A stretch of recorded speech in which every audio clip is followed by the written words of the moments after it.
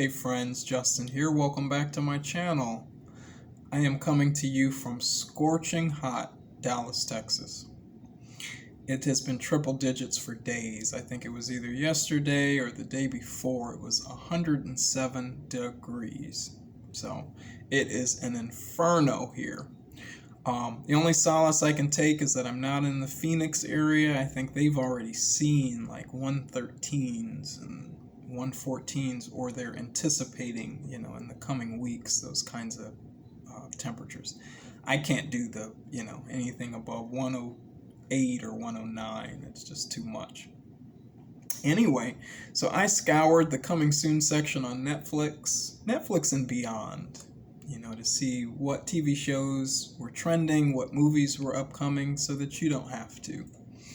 We can be on the same page about new releases, what we're going to watch, what's exciting, and what sounds good. So if those kinds of videos interest you, if that kind of content moves you, consider giving this video a like and subscribing to my channel for more movie and TV content. But let's just jump right in.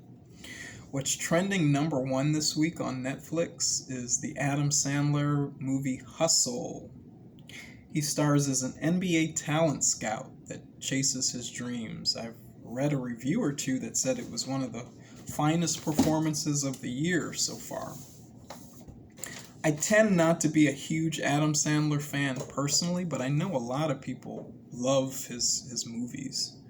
And I recognize that, Adam Sandler and Netflix have found a good marriage with one another. I think he's found a good audience intellectually for his content. And so I'm interested to see how, if anyone has seen Hustle or is interested, share your thoughts below. What's also interesting on the trending movie list on Netflix are that a lot of the franchises are trending. I'll tell you what I mean. So number 3 on trending is Mission Impossible 4, the Tom Cruise franchise. And so that's interesting because there seems to be interest in Tom Cruise outside of the Top Gun franchise. I was interested in knowing, and I'm sure his handlers and those around him were interested in knowing, that this Top Gun success was not just a one-off success, that Tom Cruise is able to kind of galvanize people around his action films. So those that are finalizing ad budgets and things like that, it's important for them to see that he's trending for Mission Impossible outside of Top Gun. Also trending is The Amazing Spider-Man, which I think is number 4 on Netflix, which tells me that, while Netflix has done a really, really good job in filling up the original content space, they're still heavily reliant on, big flagpole, tentpole franchises to, secure a lot of viewing hours on Netflix. So they're not completely independent of the studios and the networks and the franchises yet. And that's interesting to note. But they're doing a great job, with original content. This Friday, I think June 17th, the Chris Hemsworth film Spiderhead hits Netflix. It's described as a dystopian, mad scientist, kind of eccentric type film. So I'm interested to see something different from Chris Hemsworth. If you have not watched a trailer for Spiderhead, do so. Share your thoughts. I may come back on and do a review if it's worth it. But June 17th, Spiderhead, Chris Hemsworth on Netflix. Jumping over to TV, Stranger Things continues to break streaming records. I mean, it's the biggest thing they've got going. And it was a great watch. I saw on Facebook someone posted, some of the people that are newer to the franchise had some issues with some of the pacing of the episodes. It probably felt like a lot of churn. We weren't getting anywhere particularly quickly.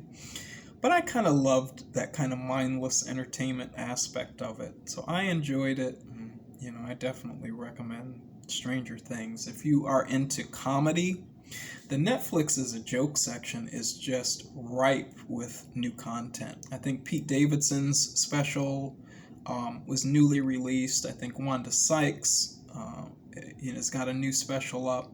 I think Amy Schumer is coming to the space. So if you're interested in stand-up, that Netflix is a joke section is just, rich and ripe with content. Lastly, for Netflix, new episodes of Peaky Blinders premiered this week with Cillian Murphy.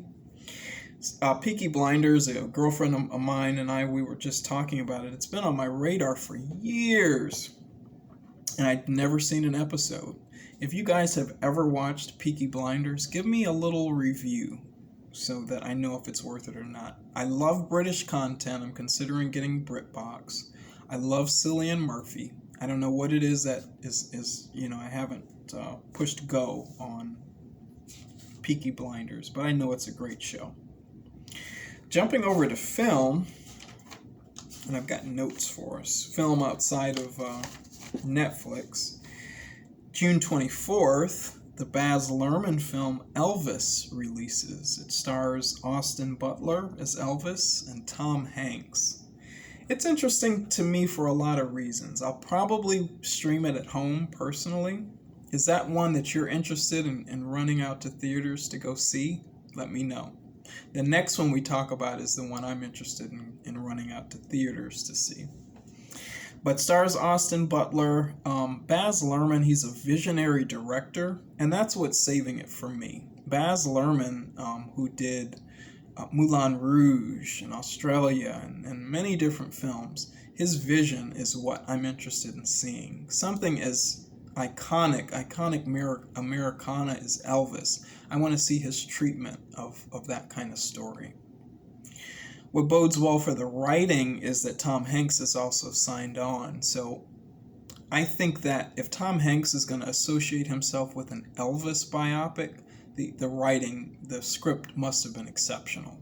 So for those two reasons, I'm really interested in seeing the film. June 24th, Baz Luhrmann's Elvis. Last but not least, in just about 4 weeks' time, we've got Jordan Peele's Nope, the horror thriller film. I think it comes out July 22nd, so we've got just about 4 weeks until that releases. I'm super excited to see that film. So that stars Keke Palmer and Daniel Kaluuya. It's an interesting second team up with Daniel Kaluuya and Jordan Peele. He started in Get Out, Jordan Peele's first breakout masterpiece, where he won an Academy Award. And so there's a lot riding on this performance of Nope. His first two films, Get Out and Us, they both performed financially brilliantly. I think Us got the same, ended at like $255 million, the same as Get Out. But to me, Us was the inferior film. It was not the all-around film that Get Out was. And so for me, Jordan has yet to solidify himself in the horror space. So a lot is riding on the performance of Nope. A lot is riding for the relationship between Daniel Kaluuya and Jordan Peele. They both do need each other for continued success in Hollywood. And it's nice as an African American to see that kind of relationship and that kind of thing fostered and growing in Hollywood. I also love Keke Palmer. She's super funny. She doesn't get enough roles. So I'm super excited to see, what she does. So performance will be key. I think this, as I was mentioning to you, I think I'll probably see this in theaters, if not on a premium screen, just because I think it's going to be a fun, movie experience.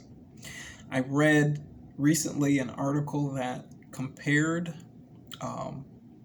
Jordan Peele to early M. Night Shyamalan and his success with The Sixth Sense and Signs.